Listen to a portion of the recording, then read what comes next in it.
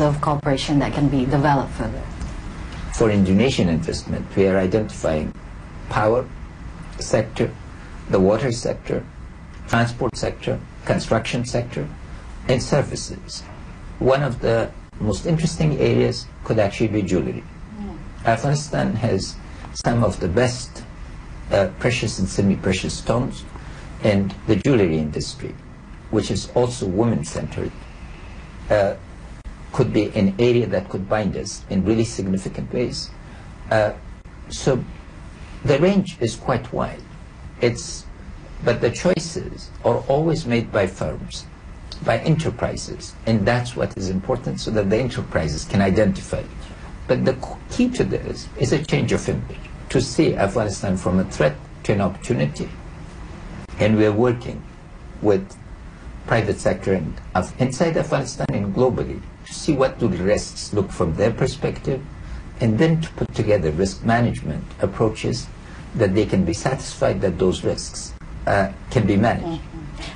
Perhaps one of the issue is security.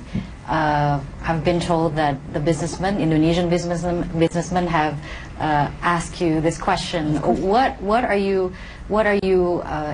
can you ensure the security of these businessmen from Indonesia when they want to invest to Afghanistan? Of course, because first of all, security is differential. So it's not that every place, out of about 380 districts in our country, because we're divided into districts, municipalities, provinces, and the central government. Our national security strategy is also heavily geared to secure investments.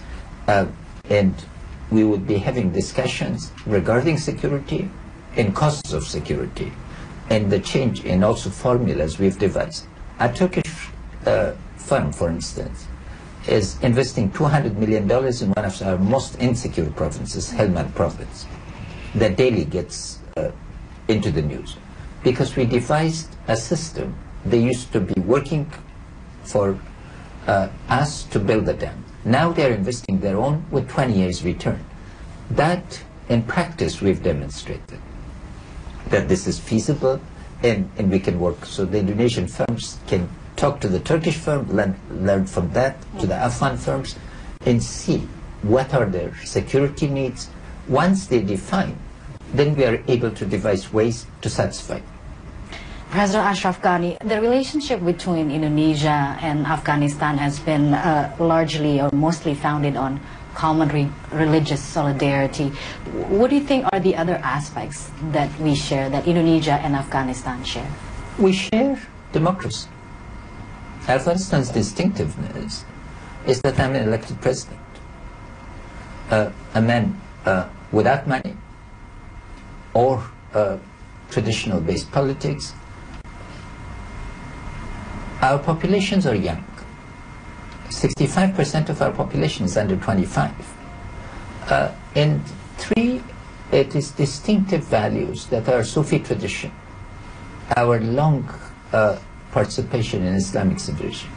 Fourth is we are trading nations. We've been in the center of global trade for centuries, if not millennia.